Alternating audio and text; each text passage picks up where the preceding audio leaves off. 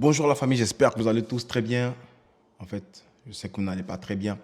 Niti le Catalan sur votre écran les gars, on va parler du match Barça contre Paris Saint-Germain. J'ai pas pu sortir ce débrief là hier. C'est très dommage ce qu'on a vu, ce à quoi on a assisté hier. Franchement, c'est dommage. Avant de commencer à parler du match, des joueurs, de tous les acteurs principaux de cette débâcle là, j'aimerais rappeler que quand le Barça passait pour les quarts de finale, j'ai dit que moi j'étais satisfait de la Ligue des Champions, du parcours Ligue des Champions du Barça. Pourquoi? C'est parce que ça faisait tellement longtemps qu'on avait goûté même, ne serait-ce qu'un quart de finale de Ligue des Champions. Franchement, quand on est passé, j'ai dit, pour moi, avec l'équipe qu'on a, avec le coach qu'on a, vu que c'est un jeune coach, je ne suis pas en train de dire qu'il est nul, mais avec toutes les circonstances qu'on voit, vu les blessés et tout, pour moi, les quarts de finale, là, franchement, je prends. Bras ouverts. Voilà. Alors, ça ne veut pas dire que je suis défaitiste, ça ne veut pas dire que j'ai posé le standard très bas pour le Barça. Mais si on prend en considération tout ce qu'on a vécu ces temps-ci, en début de saison, quand je dis que je veux que le Barça arrive en quart et je serai satisfait du trajet du Barça en Ligue des Champions, je maintiens toujours ça. Du coup, je suis satisfait du fait qu'on soit arrivé en quart de finale de Ligue des Champions. Maintenant, quand tu prends en compte la physionomie du match, la façon dont on avait un pied déjà en demi-finale, ça ne peut que te faire mal. Parce qu'il y avait largement la place pour même faire la finale de Ligue des Champions. Il y avait la place pour même au moins passer. Parce que là, PSG va rencontrer Dortmund. Je n'ai pas envie de dire ici Dortmund et tout, mais pour moi, je me dis que PSG passe facilement en finale. Voilà. Normalement, PSG en finale. Et puis ça va vous étonner même quand Dembélé même va remporter la Ligue des Champions avec Paris Saint-Germain. Bref. Il faut voir que dans ce match-là, le Barça a très mal commencé le match. Le PSG avait l'ascendance sur le Barça en première mi-temps. Mais quelques minutes après, le Barça s'est réveillé. Le Barça a commencé à avoir des opportunités. Voilà, déjà, le 11 de Xavi, je l'ai trouvé quand même correct. Pourquoi? C'est parce que faut voir qu'il y a des blessés. Il y a des blessés, donc, mais Xavi décide d'aligner aujourd'hui Pedri, Gundogan, Frenkie de Jong, qui sur papier est un milieu qui correspond à ce que le Barça a actuellement. Voilà, et normalement, sur papier, c'est le meilleur milieu qu'on puisse aligner quand tu prends les individualités. Mais quand j'ai vu qu'il y a Christensen qui ne serait pas là, lors de ce match-là, j'ai commencé à tiquer un peu. Non, je ne suis pas en train de dire que je prévoyais cette défaite-là, non. Je pense qu'on était censé passer. Mais quand j'ai vu qu'il n'y a pas Christensen, ça m'a fait un peu peur parce que Christensen, quand il joue, il apporte quelque chose que Frenkie de Jong n'apporte pas actuellement. Clair et net. Dans ce débrief-là, je vais dire ce que je pense. Et si ça en déplaît à certains, dites en commentaire. Mais franchement, je ne vais pas venir caresser quelqu'un dans le sens du poil parce que je me dis qu'il y avait largement la place pour passer. Voilà. Donc, on va parler de... Hey, Allah. Combien de fois il avait dit ça? Où est-ce que j'en étais? Je disais que on avait mal commencé la rencontre, mais quand j'ai vu le 11 de Xavi, pour moi, ça m'a semblé cohérent. Tu mets Rafinha qui a fait une bonne première partie, un beau premier match contre le PSG. Tu le reconduis. Tu mets Lewandowski qui se sentait bien contre le PSG en match aller. Tu mets Lamine Yamal qui, pour moi, est l'atout principal du Barça quand tu parles offensivement. Et puis tu alignes ton meilleur milieu sur papier avec Araujo et Koubassi pour normalement une charnière centrale qui devrait être en mesure de contenir les attaques de Paris Saint-Germain. Koundé à droite et puis Joao Cancelo à gauche. Bon, tout ce qui est normal, quoi. C'est à ça qu'on s'attendait. Donc normalement, si tu pars sur le fait qu'on a un but d'avance, déjà on commence la rencontre 90 minutes, on est qualifié. Normalement, il n'y a rien qui doit se passer. Tu dois être sérieux, surtout quand tu vois comment les fans se sont mobilisés pour soutenir le Barça dans ce match-là. Frérot, tu ne dois pas t'amuser. Tu ne dois pas t'amuser, alors tu n'as même pas droit à l'erreur. Mais qui fait l'erreur? Ronald Araujo, qui prend un carton rouge bête. Et même Gundogan, après le match, Gundogan, dans son interview, il a dit qu'il n'y avait pas à faire ça. Et c'est vrai, il n'y avait pas à faire ça. Soyons francs. Déjà, parlons de Araujo, mais ça a été bête. Araujo, pourquoi tu as fait ça? Pourquoi? Déjà, même, il faut t'éloigner du mec, en fait. Parce qu'il y a un... Déjà, on a dit quoi? On a dit on commence le match avec les 90 minutes, on est qualifié. Donc là, s'il marque, c'est un match nul. C'est que là, on doit égaliser et on joue chez nous. Et de surcroît, on a les fans de notre côté. Et il reste encore 70 minutes. Pourquoi tu vas commettre une faute comme ça? Quand je parle de commettre, même là, j'ai envie de parler d'Engamé, on parlait de tout à l'heure. Pourquoi tu vas te jeter comme ça? Pour moi, c'est signe voilà, d'un défenseur voilà, qui n'a pas d'expérience. Pourtant, Arao, tu as de l'expérience. Arao, tu sais jouer au foot. Arao, tu es un bonhomme. Tu es un bonhomme, Arao. Voilà, c'est dommage, c'est dommage. Donc, Arao qui commet la faute qu'il ne faut pas commettre, c'est-à-dire prendre un rouge. Gundogan même l'a dit. À ce stade de la compétition là, tu prends rouge, c'est fini. Voilà. Si tu es sur le terrain, tu te dis voilà, on va continuer à jouer, il y a la chance et tout, on peut avoir un penalty, on peut avoir des occasions de but, chose qu'il y a eu. Je vais parler de celui qui les a ratés. Tu peux parler de tout ça, mais frérot, à carton rouge, à ce stade de la compétition là, en première mi-temps, mais c'est pratiquement fini, on se dit la vérité. Donc pour moi, le premier acteur de cette défaite là, c'est Ronald Araujo. C'est tellement mal fait que franchement, si je laisse mes émotions parler, je vais vous dire direct, hein, le Bayern envoie 80 millions pour un gars comme ça, bien, on le laisse partir.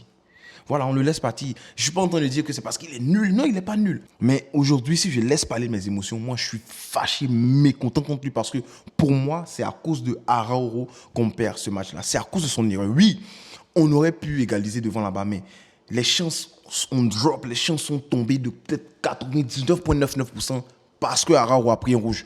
Si tu es fan de Araujo, je comprends, mais est-ce que ce que je dis là, c'est fou? C'est-à-dire qu'on était 11 contre 11. En fait, quelles sont les probabilités de ce face-à-face que le gars il avait contre Ter Stegen? Soit tu le laisses, si tu le laisses, Ter Stegen, il peut sauver. S'il sauve, on est encore devant. Si Ter Stegen ne l'arrête pas, ça fait un but. Mais il y a égalité. Et comme je dis, on est chez nous, on a encore l'avantage. Ou tu peux le toucher, puis faire faute.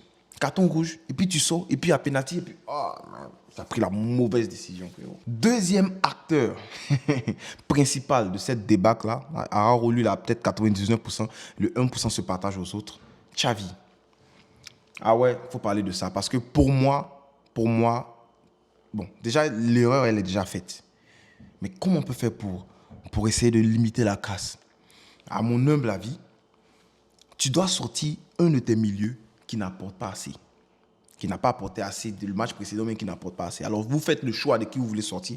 Mais pour moi, tu ne sors pas. En aucun cas, tu sors. Le seul gars qui peut te permettre de créer la différence, le gars qui a créé la différence, puis tu as marqué ton but, là, ton 1-0, là. Ce gars-là, tu ne dois pas le toucher. Parce que c'est lui qui peut créer la différence. C'est-à-dire que le match est serré, comment tu as donné un ballon à Lamine Yamal. Il peut accélérer quelqu'un là-bas, jaune ou bien carton rouge ou bien penalty. Il peut le faire. Pourquoi? C'est lui qu'on sacrifie. Alors, peut-être que si ça avait marché ou si ça avait été autrement, qu'on avait gagné le match, on n'allait pas parler de ça aujourd'hui. Mais, comme d'habitude, quand il fait un remplacement, et puis on dit remplacement gagnant dans le sens ici, il a fait un remplacement. Pour moi, c'est un remplacement maudit. Il faut le dire aujourd'hui. Il faut le dire. Pour moi, ça n'avait pas lieu d'être. Pourquoi tu sacrifies? Donc, ça veut dire que tu veux aller deep, tu veux défendre, tu veux... Ah, on va subir et tout. Oh, mais pourquoi sortir Lamine Yamal? Voilà. Donc, moi, je vous dis honnêtement, on va parler cash-cash aujourd'hui. Là, s'il y a quelqu'un que je vais sortir dans ce match-là, à la place de Lamine Yamal, moi, je vais sortir Frenkie de Jong, je mets mon Martinez, et puis je fais drop Rafinha et Lamine Yamal derrière, quand je dis derrière, au milieu, avec Gundogan et Pedri. Puis je laisse Lewandowski là-bas, là-bas jouer en pivot. Quand on a un ballon, on met à Lewandowski lance en profondeur quelqu'un, et puis boum, on s'en va. On va se débrouiller avec ça comme ça. Mais pourquoi sortir Lamine Yamal? Franchement, pour moi, deuxième acteur de cette débâcle-là, Xavi. Voilà, Xavi. Troisième acteur. Et Cancelo, il faut m'expliquer.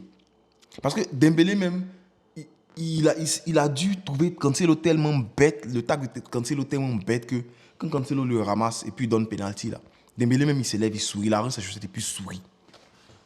Il sourit. Et Dembélé lui c'est un acteur de ce qui s'est passé là. Dembélé nous a eu. Hein. Toi Dembélé, quand tu es avec nous, déjà même cette saison Dembélé a marqué 3 buts. 3 buts. Dans les 3 buts, il y a 2 contre le Barça. On est en train d'offrir une carrière au Moro. Toi, Dembélé, quand tu es nous, tu rates les bêtises et les tapines. Tu te rappelles, c'est à cause de toi.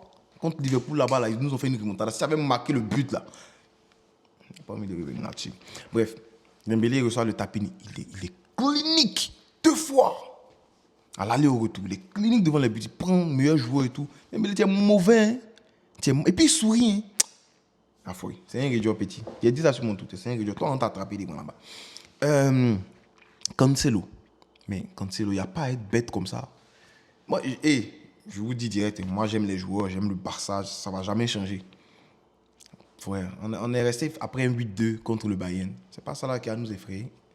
Surtout avec les circonstances, les cartons rouges, le carton rouge, la bite qui a saboté le match, les fautes sur Gundogan qui ne sont pas sifflées, pénalty sur Gundogan qui n'a pas été sifflé. Après, on veut venir te saluer, tu ne veux pas. Dégage là-bas, maudit là. Bref. On parlait de qui même? Cancelo. Dembélé est en train de s'éloigner des buts. Dembélé n'est pas dangereux. Oui, il est dans la surface, mais il n'est pas dangereux. Tu quittes au fond, tu viens le ramasser, bia.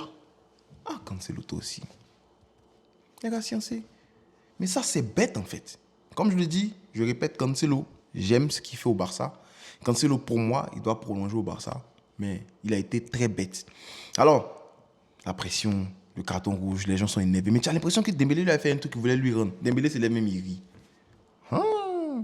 Imagine si Kylian Mbappé avait laissé le pénalty à Dembélé. Dembélé avait fait doubler contre nous. Purée de pommes de terre. Lewandowski. Lewandowski était méchant. Lewandowski, il a la balle du... C'est la balle du 2-0. Il jette. Il envoie ça en Pologne. Lewandowski, tu as la balle du... Je crois que c'est du 3-2. C'est du 3-2 ou bien du 2-2, je ne me rappelle plus trop. Fait la passe, les gars sont là, Rafinha à gauche, Ferran à droite. Belle entrée même de Ferran, d'ailleurs, j'ai oublié de dire ça. Belle entrée de Ferran.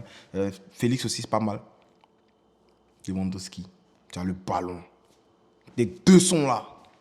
Tu te dis pourquoi? Mais c'est quoi ces comportements de sauvage? Tu te dis pourquoi? Lewandowski, tu as joué combien de matchs? Tu as joué 2999 millions de matchs. Tu ne sais pas qu'elle est là. En plus, la défense du PSG nous a montré qu'il y avait des limites. C'est-à-dire qu'on est en moins, mais on arrive à se retrouver dans leur box. Tu vois que c'est compliqué de se retrouver là-bas, mais la base des choses, c'est quoi? Celui qui est mieux placé, c'est à lui qu'on donne le ballon pour tirer. Ça, c'est simple, on apprend ça, basique football. Le Lewandowski, tu es là, tes gars sont là, ils sont te courir. Toi, tu tires sur pied de Marquinhos. Après, on venait dire non, Marquinhos, clearance, oh, il a dégagé le ballon. Tu vas lui donner stats. Lewandowski, tu as été bête là, même, très bête. Voilà, maudit même. Voilà, regarde ça, comportement maudit même. Voilà, pas ça, il y a qui d'autre? Bon, c'est Frenkie de Jong. Il a été inexistant dans ce match-là. Toute l'équipe a sombré à cause d'un seul bonhomme, Arao. Toi, tu es un guerrier. On t'aime, Arao. On a toujours été derrière toi, Arao. Tu nous as fondus. Il ne faut pas avoir honte de le dire. Il ne faut pas qu'on ait peur de le dire. Parlons sans filtre. C'est une seule fois. Ça est arrivé là. C'est une seule fois. L'année prochaine, on va continuer à les encenser s'ils font de bonnes choses. Arao a éliminé le Barça. Moi, il dit ça. Celui qui est fâché n'a qu'à faire ce qu'il veut. C'est Araujo qui a éliminé le Barça. Parce que s'il n'y a pas ce carton rouge-là, le Barça est en train de revenir dans le match calmement. 1-0, on commence à devenir dangereux et tout. Il a pris son carton rouge. Vous les voir tout le monde en train de pleurer là-bas. Les fans nous avaient mis la honte sur nous, chez nous à la maison, sur notre stade, à Montjuic. Vous avez mis la honte sur nous. Franchement, j'ai hâte de qu'on retourne au camp. C'est décevant. Hein. Franchement, c'est décevant. Je n'ai pas envie de durer plus longtemps parce que je suis amèrement déçu. Voilà, le Barça m'a dégoûté. On n'a pas été nul. On avait des arguments. On a des arguments. Et Dieu seul. Et je suis certain que ce match-là, on le rejoue, il n'y a pas carton rouge. Le Barça passe. Mais c'est avec les si on refait le monde. Ça a été fait. C'est fini. On a perdu. On passe au suivant. Alors, je veux un ratissage. Je veux un ratissage. Je veux qu'on nettoie ce club-là. Voilà, il y a des gars qui n'ont plus leur place ici. J'espère au moins que un gars comme Vitor Okan va commencer à l'insérer un peu parce que Lewandowski avec ses bottines qu'il avait portées aujourd'hui là, franchement, il m'a énervé même. Il m'a énervé. Franchement, vous sentez que je suis très énervé. Là, je ne suis pas en train de caresser quelqu'un dans le sens du poil et tout. J'ai dit non de tout le monde. Tous ceux qui ont foutu la merde, j'ai dit les noms. Frenkie de Jong inexistant. Milieu du Barça inexistant aujourd'hui.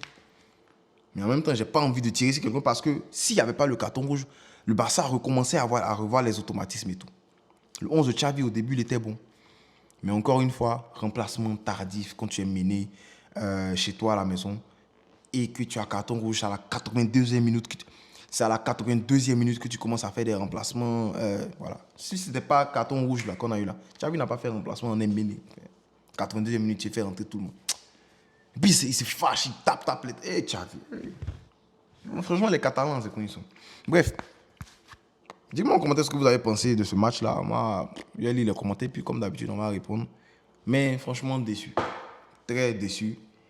Après, il reste quoi? La Liga, on a un classico qui arrive. Si on gagne, ça pourrait relancer les choses. Mais, voilà. Pas envie de dire que le Barça n'a aucune chance contre le Real. Non, on a nos chances de gagner. Mais ça fait très mal ce qui s'est passé contre le PSG hier parce que Ce match-là, sur les deux rencontres, je nous ai trouvé beaucoup plus bons que Paris. Mais voilà, c'est le résultat qui gagne. Aujourd'hui, Paris a gagné le match. Donc, Paris nous dit de nous taire. Et on va se taire. La prochaine fois qu'on va gagner, ils vont se taire. Donc, voilà.